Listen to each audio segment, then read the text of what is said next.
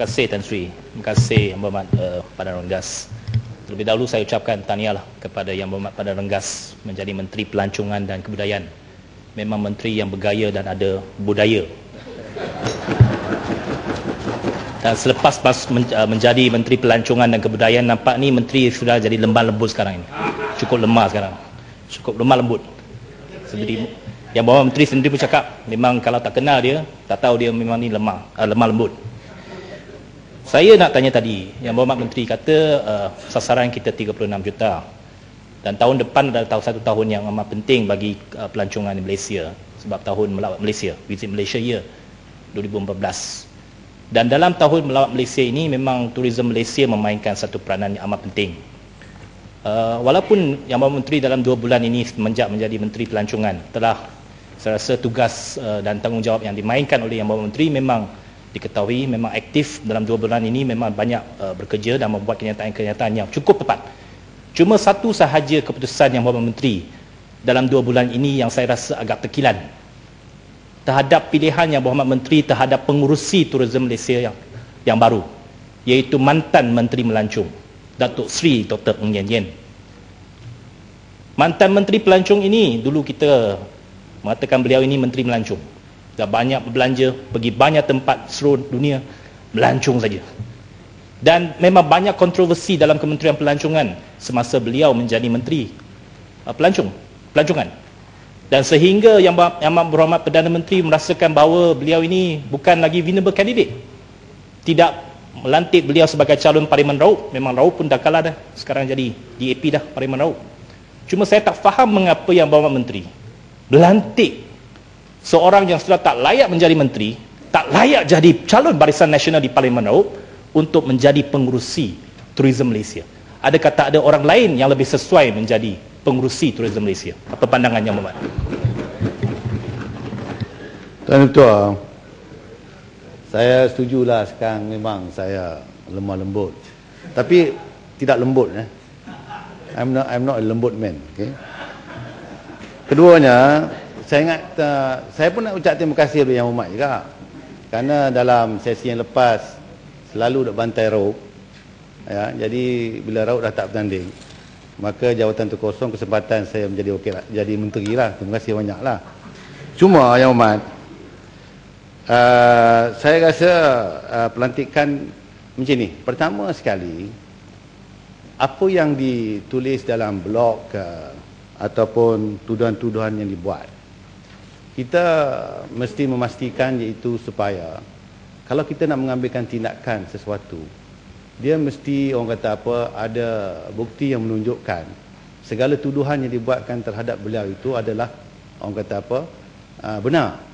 Yang kalau tuduhan itu betul akan berakhir kepada siasatan yang dibuat oleh SPRM dan didakwa di mahkamah ke. Jadi kita kena bekerja on the basis that kalau dia tidak didakwa, maka dia adalah bersih, ya. Kerana kita tidak boleh lari daripada tomahan tuduhan yang dilakukan oleh berbagai-bagai pihak terhadap beliau. Jadi sebab itu kepada saya, pertama sekali pelantikan itu dibuat berdasarkan beliau tidak didakwa di mana-mana mahkamah ataupun didapati bersalah atas apa-apa kesalahan. Okey, itu pertama. Keduanya kita kena ingat, iaitu Yang Berhormat, kalau ingatlah, Datuk Seri Ng Yen Yen ni dulu dia Timbalan Menteri. Pengalaman dia pernah menjadi Timbalan Menteri Pelancongan dan Kebudayaan pada ketika itu di bawah di mana menterinya, tak silap saya lah, Tan Sri Kadir, Syekh Fadir, ya. Itu pengalaman beliau sebagai Timbalan Menteri. Kemudian selama 4 tahun lebih dia mempunyai pengalaman sebagai menteri pula, ya, menteri pula. Dan itu pengalaman dia berkenaan dengan pelancongan dan kebudayaan. Jadi dia ada pengalaman. She has the amazing experience. Keduanya Yang Berhormat, minta maaf, yang ketiga pelancongan negara China. Pada tiap-tiap tahun 400 juta pelancong daripada negara China melancong ke luar negara. Dan daripada 400 juta itu, kita hanya menerima 1.5 juta sahaja. Iaitu kurang daripada 0.1%. Ya, 0.1%. Jadi, kita punya sasaran ialah untuk membawa pelancong-pelancong daripada negara China ini datang ke negara kita untuk menambahkan jumlah pelancong ke negara kita dan juga jumlah turis visit. Kenapa? Kerana pertama tadi 400 juta dia mari. Tiap-tiap tahun 400 juta pergi melancong luar negara. Dan kita cuma terima 1.5 juta. Why China? Pertama, Chinese tourist dengan izin, sekarang ini mereka merupakan quality tourist. Mereka punya wang, mereka boleh belanja. Kalau di satu masa dulu, mungkin di Hong Kong, mereka memandang kepada mainland Chinese sebagai orang yang tidak perlu dipedulikan.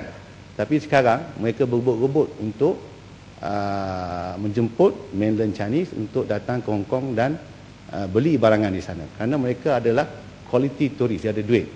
Jadi sebab itu kita nak concentrate China. Jadi untuk yang kedua, yang ketiganya ialah kerana accessibility.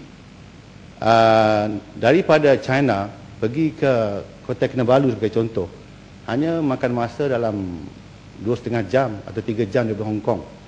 Jadi pelancongan yang makan masa 3 jam ini memang menarik perhatian pelancong lah. Tidak begitu jauh. Kalau pergi ke Kuala Lumpur pun another 2 hours, lagi 2 jam. Jadi memang Chinese tourist adalah merupakan orang kata apa, kumpulan yang mau kita cuba menarik perhatian mereka untuk melancong. Apa sah? Untuk melancong, dia boleh untuk melancong ke negara kita, ya. Jadi daripada mainland China, dia cukup suka datang ke Malaysia kerana jika dibandingkan dengan dia pergi ke negara-negara lain, dia kata di Malaysia, rakyat Malaysia bercakap bahasa Mandarin. Jadi senang. Dan bukan cakap Mandarin saja, rakyat Malaysia faham dialek. Cantonese, Hokkien, Hainan. Jadi mereka suka datang di sini. Makanannya sama. Jadi oleh kerana itu, saya fikirkan ada lebih baik untuk melantik bekas Menteri Datuk Seri Ng Eng Yen untuk menjadi pengurusi orang kata apa, Tourism Board, kerana adalah mudah. Kerana siapa lu? Datuk Seri Ng Eng Yen dia cakap bahasa Mandarin. Jadi dia pergi sana dia boleh, ya, nak lantik you kan? Tak, pasal apa? Saya sebut tadi pengalaman beliau. Okey, pengalaman beliau sebagai timbalan menteri, dia ada pengalaman. Dan kita nak menarik perhatian oleh kerana itu, dan dia pun dikenali di sana. Dan dia pergi sana pun dia yamsing semua okey lah, ada makan semua. Tak apa, tak. Itu budaya dia, tidak ada masalah. Itu tidak ada masalah. Apa hinanya? Kalau dia boleh minum, apa salahnya? Dia toast ke apa ke, okey. Itu bukan satu perkara yang menghinakan. Kerana kita nak menarik perhatian pelancong-pelancong daripada China. Jadi dia boleh berbahasa Mandarin, dia boleh bercakap dan dia mengenali. Dia kenal semua orang kata apa, ketua-ketua apa ni, dia punya mata ke apa ke, semua dia kenal.